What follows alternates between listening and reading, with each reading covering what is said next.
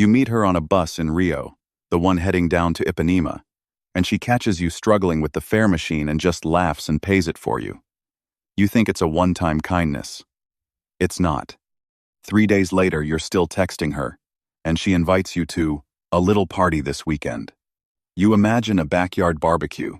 You have severely underestimated the situation. What you don't realize yet is that you haven't just met a woman. You've stumbled into the exact week Brazil turns itself completely inside out. The little party turns out to be a bloco with 40,000 people in it.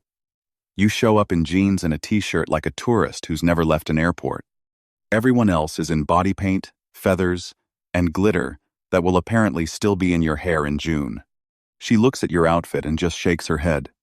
"You'll learn," she says, and hands you a can of spray-on glitter like it's a life jacket. You learn fast that Carnival isn't a party you attend. It's a countrywide operating system that switches on for a week and reboots everything. Streets close. Offices shut down. An entire nation agrees, without a vote, to stop being productive and start being loud. You ask when things get back to normal. She looks genuinely confused by the question, like you asked when gravity turns off. The costume shopping happens fast and without your input. She shows up at your door with a bag of what she calls a fantasia, which turns out to be a full sequin jumpsuit in colors you didn't know existed outside of a highlighter.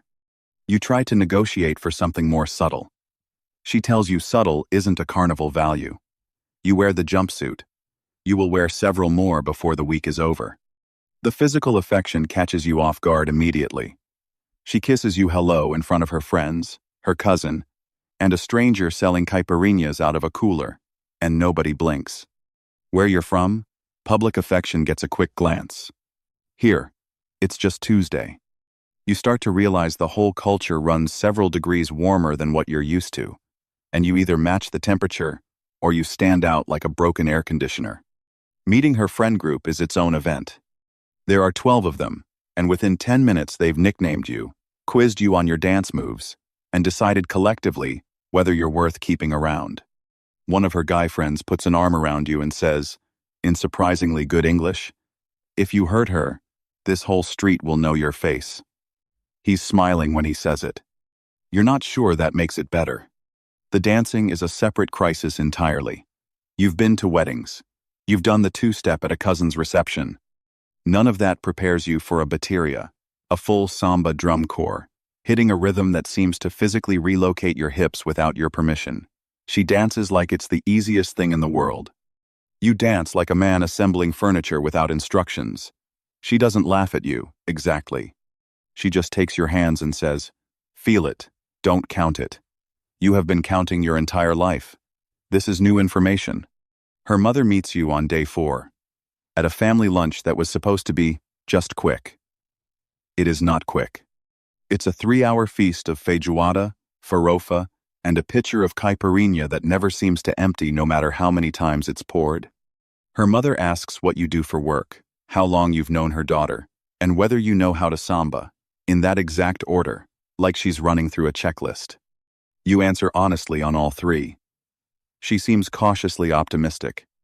You quickly notice that jealousy here isn't hidden, it's just spoken out loud. When another guy at a bloco dances a little too close to her, she doesn't get upset at him. She gets amused watching how you handle it. You're being tested, and you didn't get a syllabus. You pass, mostly by not making a scene and just pulling her back into the crowd with a grin. She seems to like that more than anything you've said all week. The food situation also gets a full recalibration. You thought you knew Brazilian food from the one churrascaria back home with the endless meat skewers. That was a warm-up.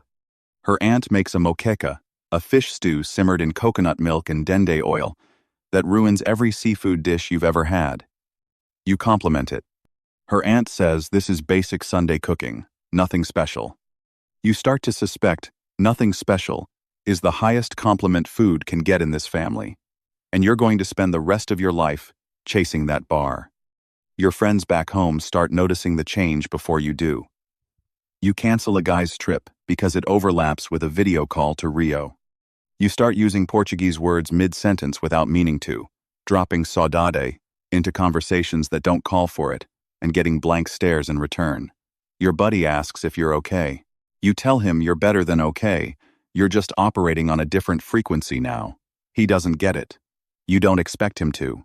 Some things you can only understand from inside the crowd. Sleep becomes a rumor rather than a schedule. You try explaining to her that back home, you're usually in bed by 11. She looks at you the way you'd look at someone claiming they don't believe in music. The first blocko of the day kicks off at 8 in the morning, brass band and all, and the last one doesn't wind down until well past sunrise. You start doing the math on how a body is supposed to survive a week like this. She tells you the math doesn't matter. You just ride the wave until Wednesday and sleep for 2 full days after. You decide to trust the process, mostly because you no longer have a choice. The days blur together in the best and worst way. You wake up at noon because the party the night before didn't end until sunrise. You eat a coccinea, standing up on a street corner, because sitting down feels like wasting time you could spend dancing. You drink water like it's a competitive sport, because the heat and the caipirinhas are working together against you, and she keeps refilling your bottle without you asking, which feels less like nagging and more like she's already decided to take care of you.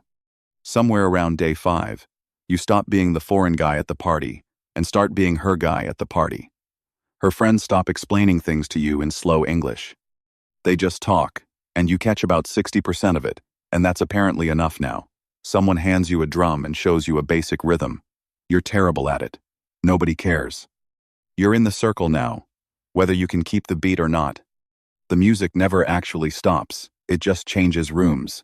A trio, electrico, basically a small concert on wheels, rolls down her street at 11 in the morning like it's the most normal thing in the world. You ask if this happens every day during Carnival. She tells you it happens every day, all day, for over a week straight. You start to understand why an entire country needs 40 days of Lent afterward just to recover.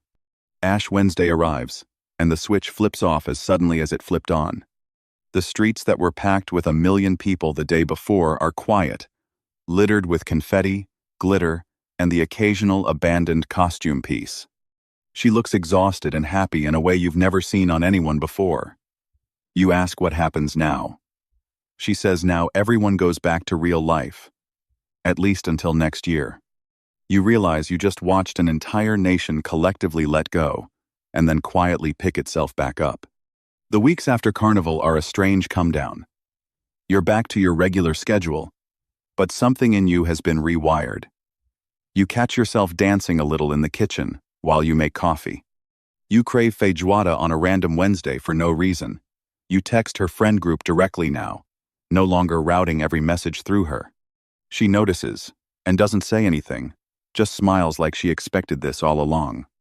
You go back to visit again the next year, and this time you know the drill. You bring your own Fantasia. You know to hydrate before noon. You've learned the difference between a blocko you show up early for and one you show up late for. Her mother greets you with a hug instead of a checklist. Her friends greet you like you never left. Looking back, months removed from the glitter and the noise, sitting somewhere far quieter than a Rio street corner, you realize Carnival wasn't the thing that changed everything. It was the door. Once you walked through it, you didn't just fall for a woman. You fell into an entire way of living that runs on rhythm instead of routine, on warmth instead of distance, on saying yes to the noise instead of shrinking away from it. You used to think love was something you found quietly. Now you know some of it arrives at full volume, covered in glitter, and refuses to let you sit still.